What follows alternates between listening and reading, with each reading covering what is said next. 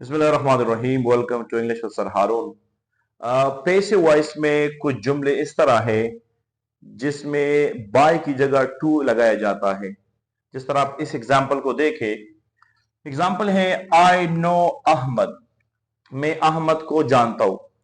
तो सबसे पहले याद रखें कि जब भी आप किसी जुमले को एक्टिव वॉइस से पैसिव वॉइस में चेंज करते हैं तो इसमें तकरीबन 4 रूल है, उसको आपने याद करना है।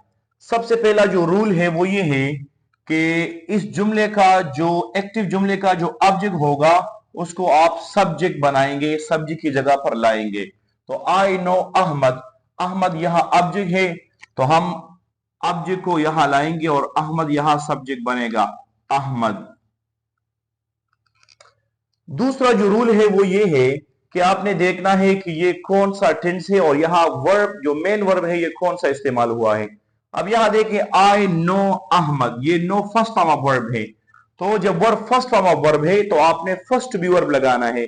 अगर वर्ब सेकंड फॉर्म है तो आपने सेकंड टू बी वर्ब लगाना है, और अगर वर्ब थर्ड फॉर्म है तो आपने थर्ड टू बी वर्ब लगाना है, और अगर मेन वर्ब आईएनजी में है तो फिर आपने आईएनजी टू बी वर्ब लगाना है।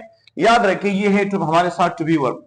टू बी वर्ब के 3 फर्स्ट फॉर्म है, इज, एम, आर, जिसको हम सब्जेक्ट के लिहाज से लगाते हैं, और वाज और वर ये है सेकंड फॉर्म, और ये जिसकी जो थर्ड फॉर्म है वो है बिन, और जिसकी जो आईएनजी फॉर्म है वो है बीइंग, और जो बेसिक फॉर्म है वो बी, जिसको इस नाम से मंसूब किया जाता है बी वर्ब, यानी it's base form is be, that's why it is called to be verb और बी वर्ब।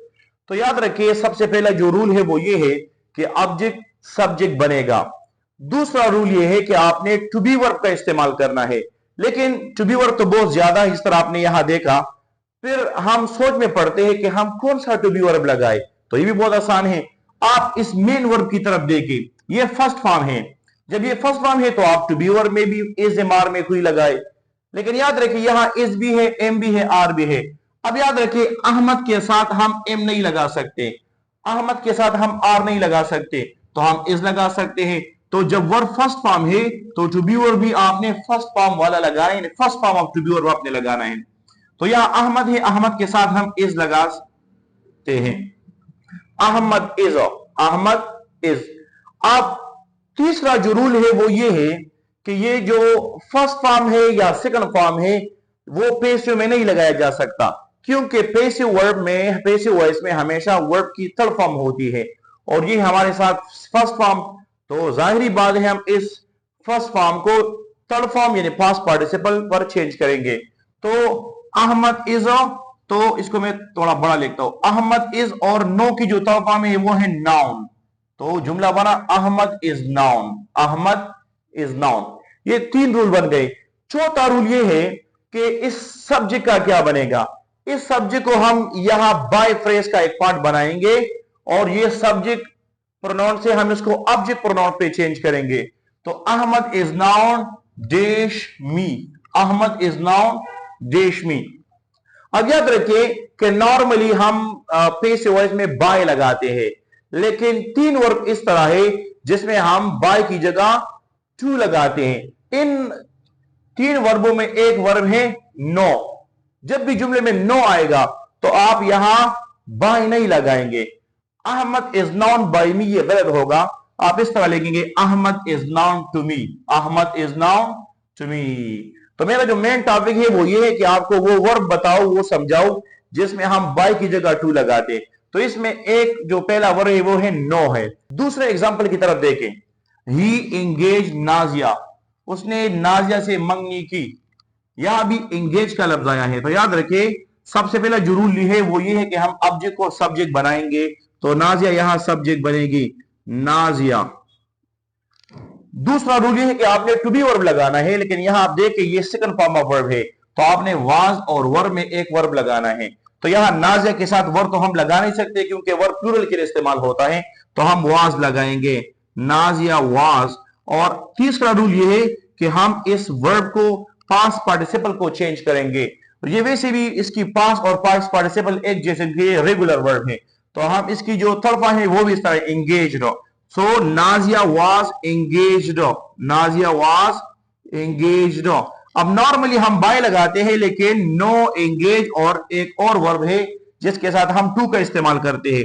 सो करेक्ट जुमला इस तरह बनेगा, नाजिया वाज एंगेज्ड टू।